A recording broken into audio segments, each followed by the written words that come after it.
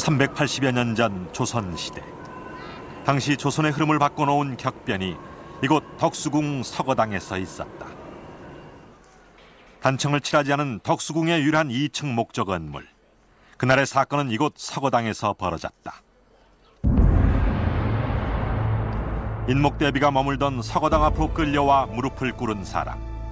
그는 어제까지만 해도 용상에 있었던 조선의 15대 임금 광해군이었다.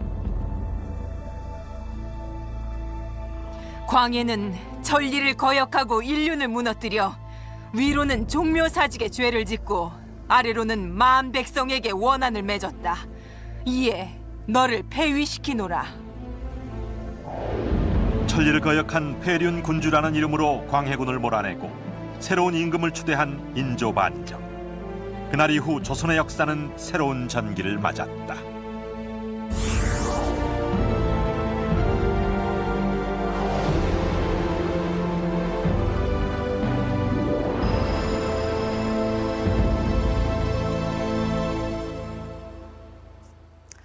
조선 왕조 500년 동안 왕을 쫓아낸 무력 정변은 여러 차례 있었습니다. 다들 잘 아시는 것처럼 태조 이성계의 5째 아들인 이방원은 형제들을 차례로 제거하고 왕위에 올랐습니다. 이른바 왕자의 난입니다. 세종의 차남인 수양대군 역시 계유정난을 일으켜 조카 단종에게서 왕위를 빼앗았죠. 광해군의 왕위를 빼앗고 인조가 왕이 된 사건을 인조반정이라고 부릅니다. 그런데 인조반정은 이러한 왕자의 난이나 계유정난과는 명칭부터가 다릅니다. 자, 이 한자를 보십시오. 되돌릴 반, 바로잡을 정. 글자 그대로 반정은 잘못된 체계를 바로잡아 올바른 질서로 되돌린다는 뜻입니다. 구테타가 아니라 혁명이라는 뜻이죠. 반정이라는 바로 이 두 글자에 인조반정에 대한 조선 후기의 인식이 담겨 있다고 해도 과언이 아닙니다. 이 사건은 조선 전기와 후기를 가르는 터닝포인트라고 할 정도로 조선의 정치, 사회적인 흐름을 바꿔놓은 격변이었습니다.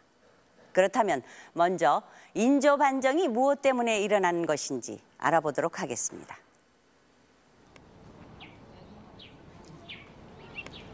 인조반정이 일어나기 5년 전, 온 나라의 눈길이 덕수궁 서거당으로 집중됐다. 이른바 인목대비 폐모 사건 때문이었다. 광해군이 왕위에 오른 지 10년째 되던 그해, 왕실 최고 어른이자 어머니인 인목대비의 자격을 빼앗고 서거당에 감금시킨 것이다. 이 방이 바로 인목대비가 5년 동안 유폐된 채 기거하던 방이다.